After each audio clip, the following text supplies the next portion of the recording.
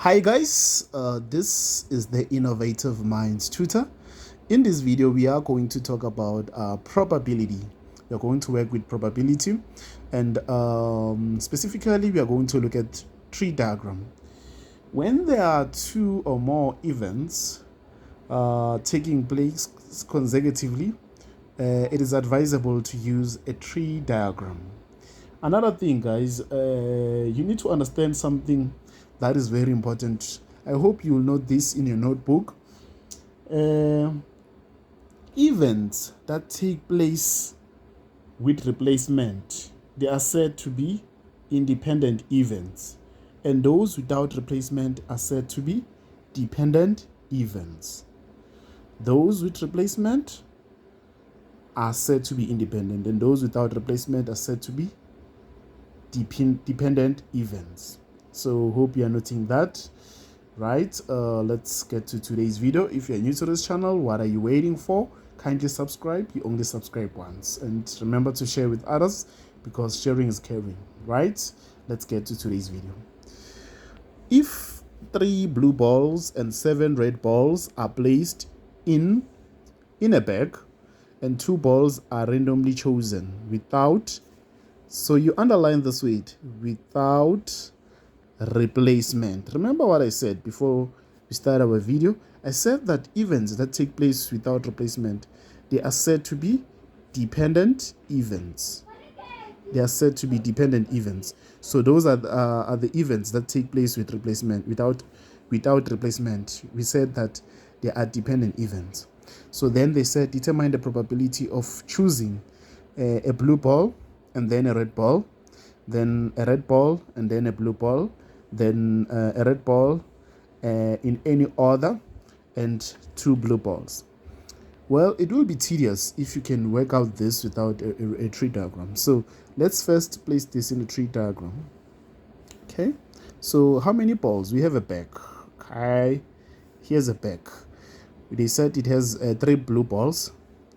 So 3 out of 10, because 3 plus 7 is 10. So we have 10 balls all in all. So we are going to have, in the first event, we are going to have 3 all over 10. So this is blue.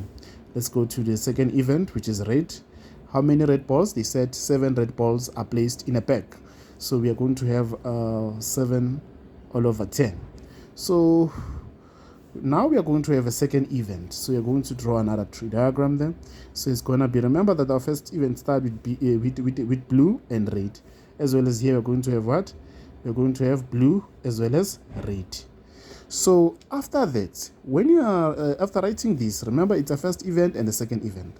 You are going to have what we call possible outcomes.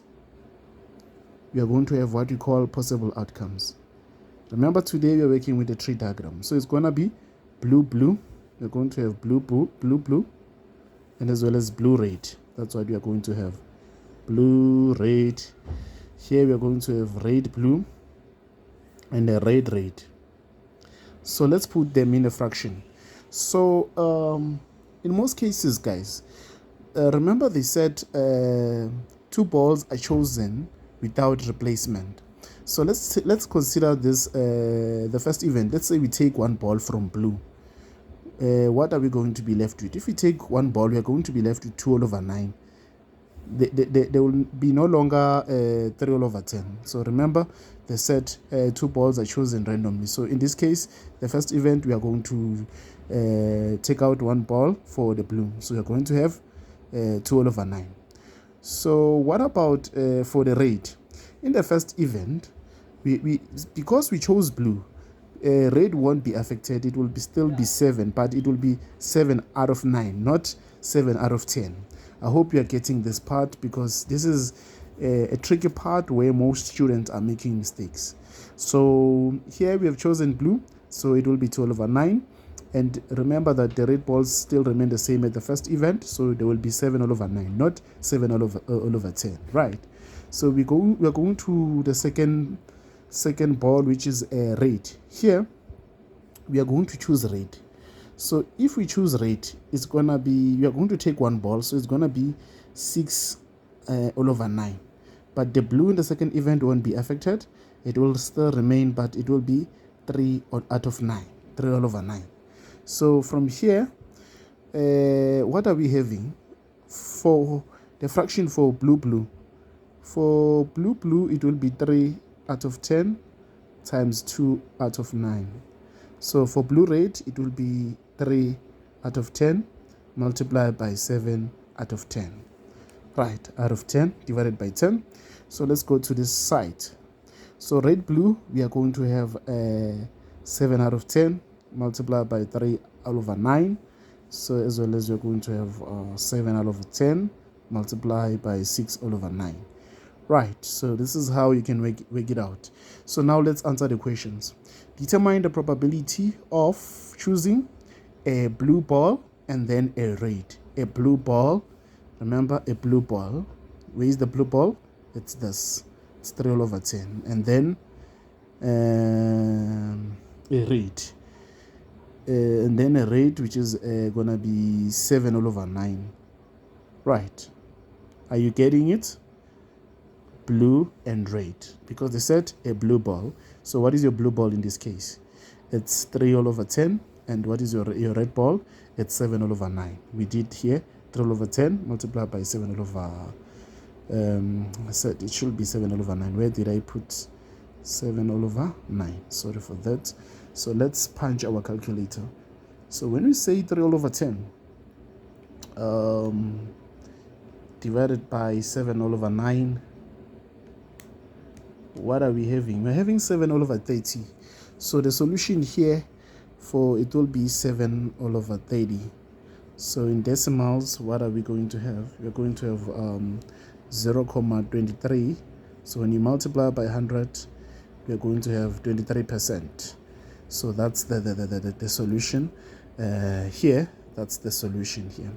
So well, that's how we should calculate the first question. Then let's go to the second question. What is the probability of choosing a red ball and then a blue ball? A red ball and then a blue ball. So a red and a blue.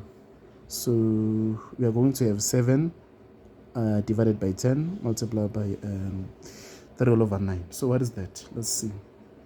7 all over 10 multiplied by 3 all over 9. What are we going to have?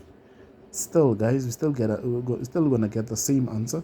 So in this case, we are going to have okay. I was supposed to write this here, so it's also gonna have same thing.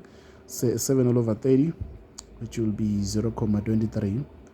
When you multiply by 100, you are going to have 23%. We're going to have 23%. So that's the solution in this case, guys. That's how it should be. Okay, going to have 23%. So we are done with A and B. Let's go to the third question. A red ball and a blue ball in any order. So they said we need to determine the probability of choosing a red ball and a blue ball in any order. Right, I just a blue ball and a blue ball. So that means it's my mistake here. It's supposed to be a blue ball. Right, let's see. A red ball and a blue ball in any order. Okay, so if it's like that in any order, it means that it's gonna be a blue red. What is our blue red here? We have this. We also have a red and a blue. Remember, all in all here we did get our solution was 7 out of 30. Even here it was 7 out of 30. Okay, so those were the solution in this case. Okay, so we have 7 out of 30. So when they say the probability of choosing a red ball in any order, what you should do, guys, is you should just be smarter. Let me just hold this. We're going to have 7 out of 30 plus 7 out of 30. So we are going to have 14 out of 30. Then you are going to multiply by 100, or yes, and you will leave it in a fraction. So 14 out of 30, what is that? That is 14 out of 30. In decimals, that will be 0.47. Multiplied by 100, you're going to have 46,67 correct to 2 deciplaces. So in 1 deciplace we can say 47. So that's how you can work out number C. Lastly, let's work out what is determine the probability of choosing 2 blue balls, meaning that blue, what is blue? We have blue, it's 3 all over 10 multiplied by 2 all over 9. Let's put that in our calculator. 3 all over 10 multiplied by 2 all over 9. What is that? Meaning that the solution, the probability of having 2 blue balls, it will be 1 over 15. In decimals, it will be 0.07. Then in a fraction form, that will be 6.67. Yes, in a fraction form, that will be 6.67 corrected 2 deciplaces. So you could have 6.67%. So that's how, guys, you can work out with events that are dependent events. Remember, I told you in the beginning of our video that events without replacement are said to be dependent events, and those with replacement are said to be independent events.